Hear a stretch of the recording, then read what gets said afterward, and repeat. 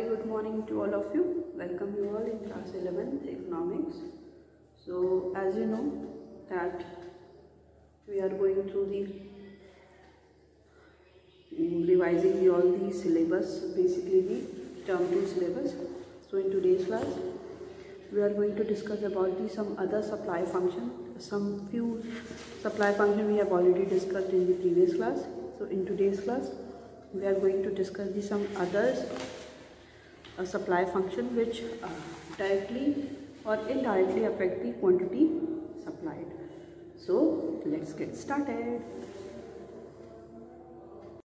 Okay, इसमें देखिए यही है कि if the price of the other good that is T की प्राइस अगर क्या हो रही है, if the price of the other good like T falls, अगर प्राइस T की क्या कर रही है वो फॉल कर रही है, सो इट्स सप्लाई फॉल। क्योंकि अगर किसी भी प्रोड्यूसर को इस केस में प्रॉफिट नहीं होगा तो वो उसका प्रोडक्शन नहीं करेगा, उतनी उसको अगर प्राइस नहीं मिलेगी तो सप्लाई भी क्या हो जाएगी, वो फॉल कर जाएगी। फिर अगर कह रहा है कि उसके अदर गुड का मतलब है कि अदर गुड पे प्रोडक्शन पे क्या इम्पैक्ट होगा, तो जब प्रोड्यूसर टी को प्रोड्यूस करेगा नहीं तो अदर गुड मतलब उसके कोई ऑप्शन में देखेगा, तो यहाँ पे ऑप्शन में इसके सब्स्टिट्यूट गुड्स क्या है, कॉफी।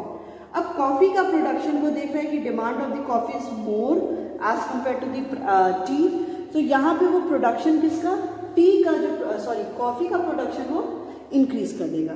तो जैसे ही वो कॉफी का प्रोडक्शन इंक्रीज करेगा सो सप्लाई भी क्या हो जाएगी, इंक्रीज करेगी, और जैसे ही सप्लाई इंक्रीज करेगी तो कर्व क्या हो जाएगा, वो राइटवर्ड शिफ्ट हो जाएगा। वही सेम चीज देखते हैं the price of the other good, यहाँ पे टी क्या करी, प्राइस टी की राइज करी, ठीक है। So if the price of the other good like tea rises, its supply would rise as profit margin rises. अब यहाँ पे प्रोड्यूसर क्या करेगा, ज्यादा सप्लाई करेगा, प्रोडक्शन करेगा किसका, टी का, क्यों, क्योंकि इसका प्रॉफिट ज्यादा हो रहा है टी में। So and supply of the commodity in question that is coffee falls and the supply of the coffee curve shift to the left। और अब यहाँ पे वो क्या करेगा, यहाँ पे प्रोडक्शन अगर हम लोग कॉफी का देखते हैं, प्रोड्यूसर इस कॉफी का प्रोडक्शन कम कर देगा, क्यों, क्योंकि प्रॉफिट उसको ज्यादा टी में हो रहा है।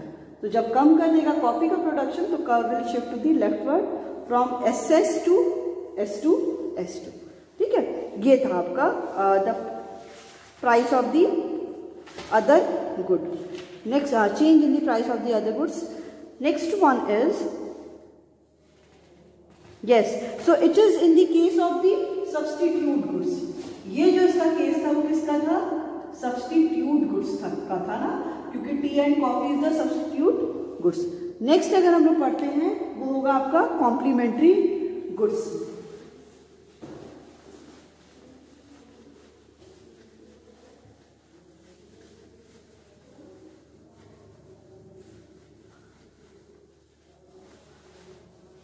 So in the case of complementary goods,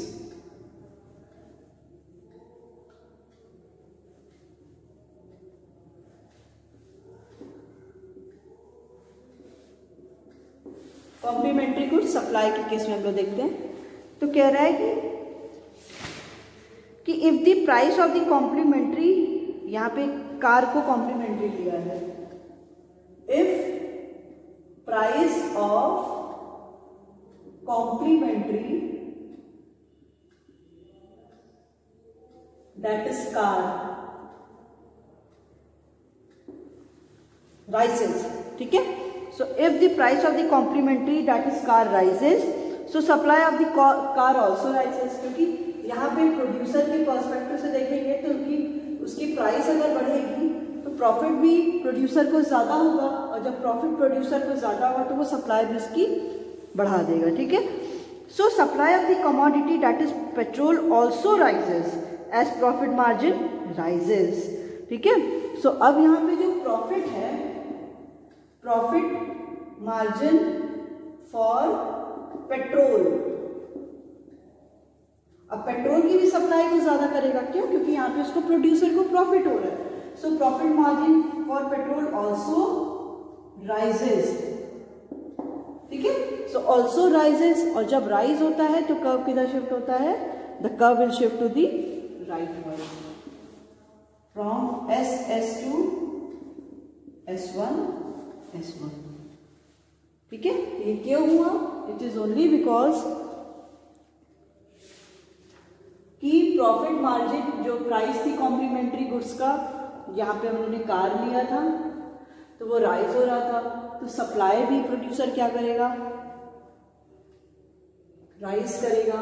फिर क्या है कि जो with respect to this petrol की भी क्या है कि सप्लाई बढ़ाएगा, क्योंकि उसकी भी डिमांड क्या होगी, बढ़ेगी, क्योंकि प्रोड्यूसर के पर्सपेक्टिव से हमें यहाँ पे सोचना है ना।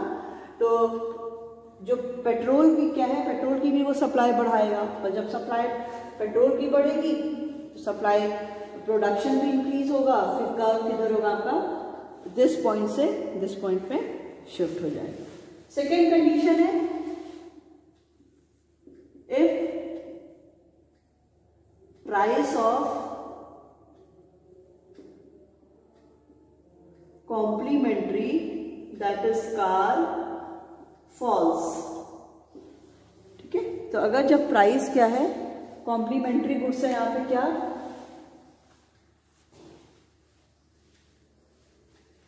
दैट इज कार, कार का क्या हो रहा है, प्राइस फॉल हो रहा है, तो इसका ऑटोमेटिकली सप्लाई भी क्या हो जाएगा, सप्लाई भी फॉल हो जाएगी। So profit margin for the producer वो भी फॉल हो जाएगा। तो यहाँ पे पेट्रोल भी क्या हो जाएगा, फॉल हो जाएगा, और जब सब कुछ फॉल हो जाएगा, पेट्रोल फॉल हो गया, तो curve will shift to the leftward from S to S2। अभी तक हम लोग ने जब भी पढ़ा था डिमांड चैप्टर में, तो डिमांड के अकॉर्डिंग देखा था ना, कंज्यूमर के कंटेक्स्ट में हम लोग पढ़े थे। यहाँ पे हम लोग सप्लाई के कंटेक्स्ट में और प्रोड्यूसर के कंटेक्स्ट में पढ़ रहे हैं कि क्या एग्जैक्टली सिचुएशन होगी आपकी, ठीक है। सो इफ हम price of the complementary goods की प्राइस क्या होगी, राइज होगी, तो सप्लाई भी राइज होगी, तो जो पेट्रोल है वो भी क्या होगा, राइज होगा, और जब राइज होगा तो कर्व राइटवर्ड शिफ्ट होगा। And if the price of the complementary that is car fall होगा, सप्लाई भी इसकी फॉल होगी, सो पेट्रोल भी क्या है, पेट्रोल मार्जिन उसका प्रॉफिट मार्जिन क्या होगा, फॉल होगा। जब प्रॉफिट मार्जिन ही उसका कम हो जाएगा, कोई भी प्रोड्यूसर को उसको प्रॉफिट ही नहीं मिल रहा है, तो उन चीज़ों का प्रोडक्शन नहीं करेगा और जिनका सप्लाई भी नहीं करेगा। तो जब सप्लाई नहीं करेगा तो कर्व किधर शिफ्ट हो जाएगा, लेफ्टवर्ड, राइट। नाउ द ये सारे तो आपके क्या थे, ये सारे आपके इंडिविजुअल फंक्शन में थे, और ये सारे ही कॉमन आपके मार्केट भी फंक्शन में, बट एक और इसमें क्या हो गया, वो ऐड हो गया, ठीक है। तो जो ऐड हुआ है वो हम लोग देख लेते हैं, that is change in the number of the forms और द कॉम्पिटिशन। ये अगर नंबर ऑफ फॉर्म्स में अगर चेंज होगा तो उसका इम्पैक्ट कैसे, क्वांटिटी जो भी सप्लाई हो रही है उस पर इम्पैक्ट कैसे होगा, ठीक है। सो यहाँ पे नेक्स्ट है आपका change in number of forms, change in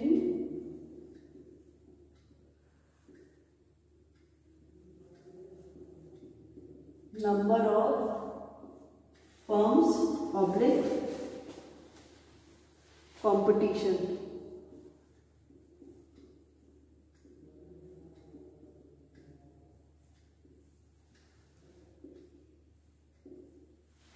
ठीक है, change in number of forms और दी कॉम्पिटिशन। फिर कह रहा है कि as increase in number of firms, increase number of firms, और सेकेंड होगा as decrease in number of firms, decrease in number of firms। so कह रहा है कि an increase in number of firms, more competition होगा, so the supply curve to its क्या हो जाएगा, वो राइटवर्ड शिफ्ट हो जाएगा। और कह रहा है decrease in the number of competition forms, अगर फॉर्म्स ज़्यादा होंगी, है ना, फॉर्म्स अगर ज़्यादा होंगी तो कंपटीशन भी तो वहाँ पे ज़्यादा होगा, तो मार्केट में जो सप्लाई हो रही है गुड्स की वो भी क्या होगी, ज़्यादा होगी, और जब ज़्यादा होगी तो कर्व किधर शिफ्ट हो जाएगा, राइटवर्ड, एज S1 और S1, ठीक है। नेक्स्ट कंडीशन ये दे रहा है कि when the form number of form decreases, जो नंबर ऑफ फॉर्म्स है वो क्या हो रही हैं, डिक्रीज हो रही है। सो जब नंबर ऑफ फॉर्म्स क्या होंगी, डिक्रीज होंगी, so there will be less competition. Competition ही नहीं होगा, क्योंकि जब फॉर्म्स ही नहीं रहेंगे तो कंपटीशन किसके साथ होगा। तो जब कंपटीशन नहीं होगा तो सप्लाई नहीं होगी, सप्लाई कम होगी तो curve will shift to the leftward as from S2 S2 S2। ठीक है, सो ये आपके क्या थे, डिफरेंट सप्लाई फंक्शंस थे। Supply functions tales the functional relationship between the quantity supplied and the factors affecting the supply, which is of we have discussed all these in two ways: individual supply function and the market supply function. So in the individual supply function, so Qx or the Sx is the function of the price of the X commodity, price of the inputs, technology, price of the other goods. Okay, yes, price of the other goods and the government policy. And in the market supply function, all these are came in the individual supply function. जो वो सारे हैं वो सारे supply function के इधर भी होंगे, but beside these one more factors are added in this market supply, that is number of firms. So अगर number of firms क्या होंगी, ज़्यादा होंगी, so more competition होगा, so सप्लाई भी जो भी गुड्स एंड सर्विसेज है वो भी ज़्यादा होगी। तो जब ज़्यादा होगी, सप्लाई ज़्यादा होगी, तो कर्व राइटवर्ड हो जाएगा। When there is decrease in number of forms, forms हैं ही नहीं मार्केट में, जब फॉर्म्स मार्केट में है ही नहीं तो प्रोडक्शन नहीं होगा। If there is no production, production नहीं होगा तो कुछ भी आपका सप्लाई नहीं होगा, जब सप्लाई नहीं होगा तो curve will shift to the leftward. So this is the change in number of forms और दी कंपटीशन की नंबर ऑफ फॉर्म्स में, और जब कंपटीशन में चेंज होता है तो यही सारा आपका था। तो now next one is change in taxation and the subsidy policy. ठीक है, टैक्सेशन की पॉलिसी और सब्सिडी की जो पॉलिसी है गवर्नमेंट की वो चेंज हो रही है। So fourth one is change in government policy. Government policy, government policy में क्या हो रहा है, वो चेंज हो रहा है। तो इन ब्रैकेट हम लोग लिख देंगे टैक्सेशन एंड सब्सिडीज पॉलिसी। ठीक है, गवर्नमेंट की पॉलिसी में क्या आ गया आपका, गवर्नमेंट की पॉलिसी में टैक्सेशन एंड दी सब्सिडी आ गया। हाँ, अब समझते हैं इसको। देखिए कि गवर्नमेंट क्या करती है, प्रोड्यूसर को इनकरेज करने के लिए। देखिए गवर्नमेंट का भी you know very well, government को भी रेवेन्यू चाहिए, रेवेन्यू मतलब उसके पैसा चाहिए, और गवर्नमेंट उन्हीं पैसों से क्या करती है, एक्सपेंडिचर करती है। गवर्नमेंट का यही मेन फंक्शन है कि वो, उसके बाद दो है, वो रेवेन्यू को लेगी, गवर्नमेंट को रेवेन्यू मिलेगा और गवर्नमेंट एक्सपेंडिचर करेगी। जैसे आप लोग देखते होंगे कि हर ईयर में फेब में, फर्स्ट फेब को क्या होता है, बजट रिप्रेजेंट होता है पार्लियामेंट में। अभी देखिएगा मतलब नेक्स्ट मंथ में 1 फेब को आपका क्या होगा, पार्लियामेंट में प्रेजेंट होगा, जिसमें यही सारी चीज़ें बताई जाती हैं। अभी क्लास 12th में आप लोग ये सारी चीज़ों को अच्छे से पढ़ोगे, क्योंकि ये चैप्टर ही है गवर्नमेंट बजट करके, कि गवर्नमेंट का क्या है, गवर्नमेंट का दो मेन काम है कि वो उसको कहाँ से इसको रेवेन्यू मिलेगा, और उसी रेवेन्यू को गवर्नमेंट कहाँ पे एक्सपेंडिचर करेगी। जैसे हम लोग से क्या लेती है गवर्नमेंट, हम लोग से जैसे इंटरटेनमेंट टैक्स, आप जाते हो ना तो कहीं पे मूवी देखने हो गया या कोई पार्क है तो वहाँ पे टैक्स लगता है। फिर आप कहीं पे मूवी देखने, हाँ कभी खाना खाने जाते हो तो वहाँ पे भी देखते होगे कि लगा रहता है CGST और SGST। तो ये क्या है, central goods and services tax and state government tax. तो इस पे क्या है, 18% टैक्स है हमारे फूड आइटम्स पे।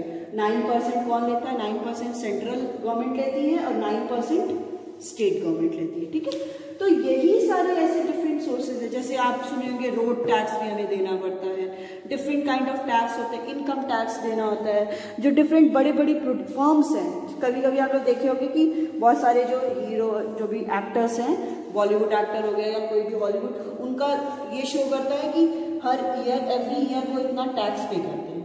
टैक्स पे क्यों करते हैं, because that tax which is imposed on their income, उनकी इनकम पे ही इम्पोज्ड होता है।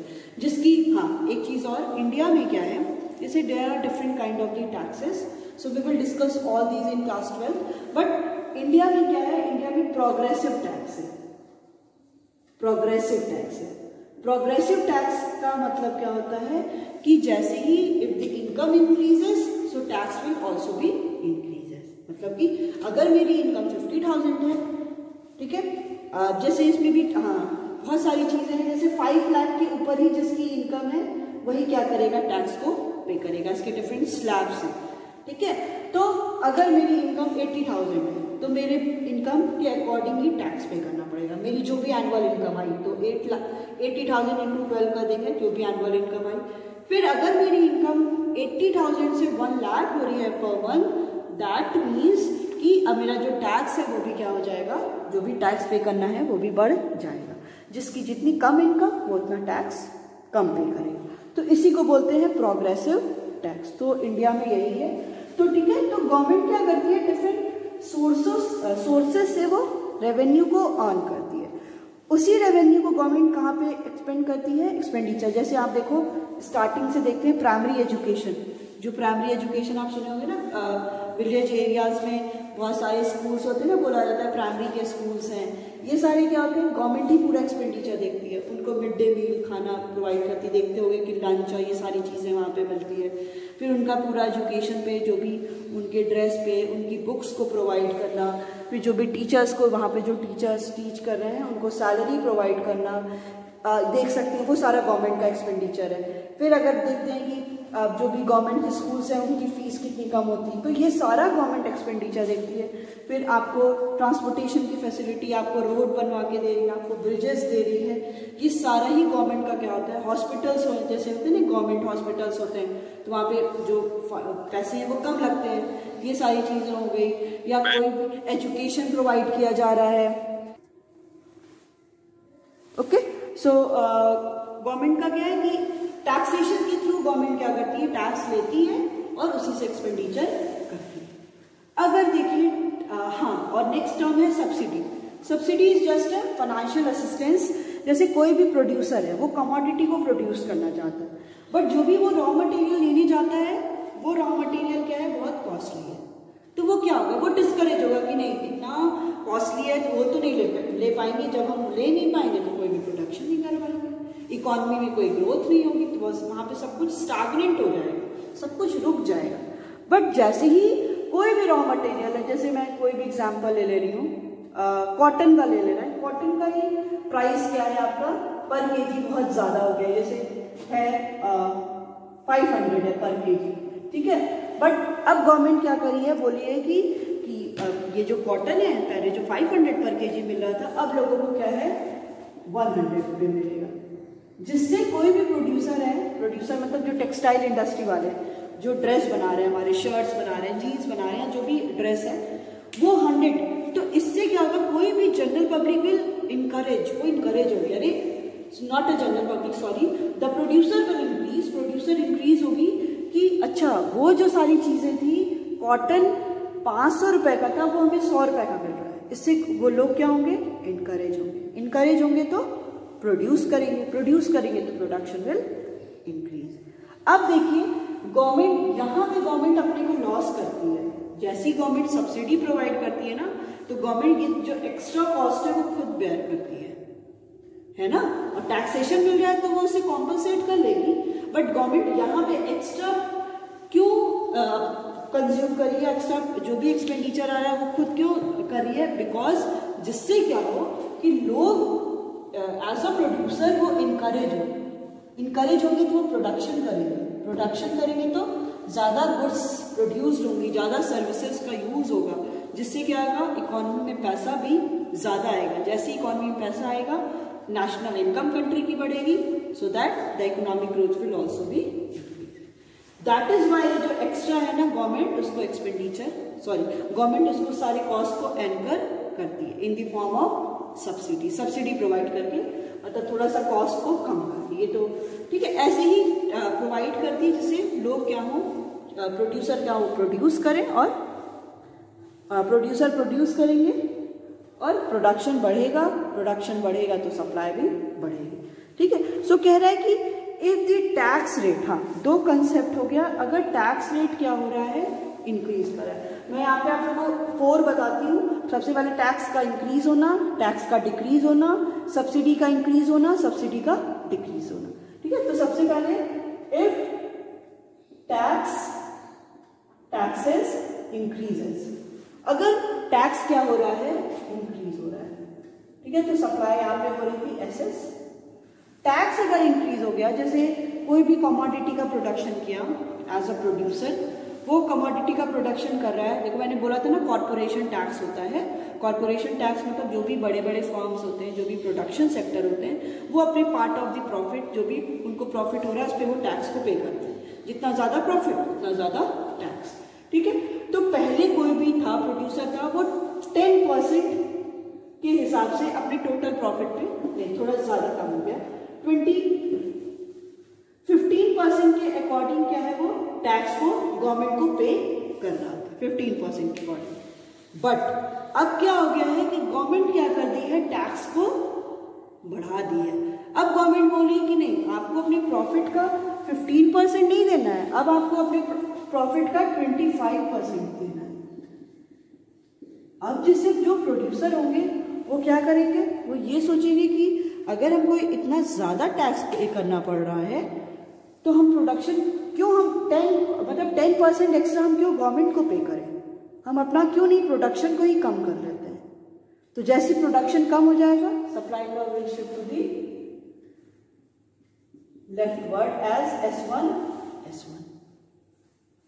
ठीक है, नेक्स्ट कंडीशन आता है इफ टैक्स डिक्रीजेस, ये था SS था। अब क्या हो गया है, टैक्स क्या हो गया है, वो कम हो गया है। टैक्स अगर कम हो गया है, जैसे फॉर एग्जांपल वो 15% के अकॉर्डिंग टैक्स को दे रहा था प्रोड्यूसर, अब गवर्नमेंट बोली कि नहीं अब इतना आप टैक्स मत दो, आप हमें अपने प्रोडक्शन का ओनली 7% दो टैक्स। आप जो भी प्रोडक्शन कर रहे हो उसका बस 7% ही हमें टैक्स चाहिए। तो कोई भी प्रोड्यूसर सोचेगा कि अरे बताओ, पहले हम लोग को 15% के अकॉर्डिंग टैक्स देना पड़ा था, अब हम लोग को 7% के अकॉर्डिंग टैक्स पे करना पड़ रहा है, तो ये तो कम हो गया। तो क्यों ना हम लोग 8, अगर पहले 15 दे रहे थे, अब हम लोग 7% दे रहे हैं, तो बचा 8% तो हमारे लिए प्रॉफिट ही होगा ना, तो क्यों नहीं हम और प्रोडक्शन करवा दें। तो तुरंत प्रोडक्शन बढ़ेगा और curve will shift to the rightward as S2। ठीक है, फिर से समझिए, अगर टैक्स क्या हो रहा है, if the tax increases, tax increase हो रहा है तो कोई भी प्रोड्यूसर वो डिस्करेज होगा, क्योंकि उसको ज्यादा टैक्स देना पड़ेगा, उसके पॉकेट से ज्यादा पैसा जाएगा। जब उसके पॉकेट से ज्यादा पैसा जाएगा तो वो कोई भी प्रोडक्शन कम करना चाहेगा, प्रोडक्शन कम होगा तो सप्लाई कम होगी, so curve will shift to the leftward.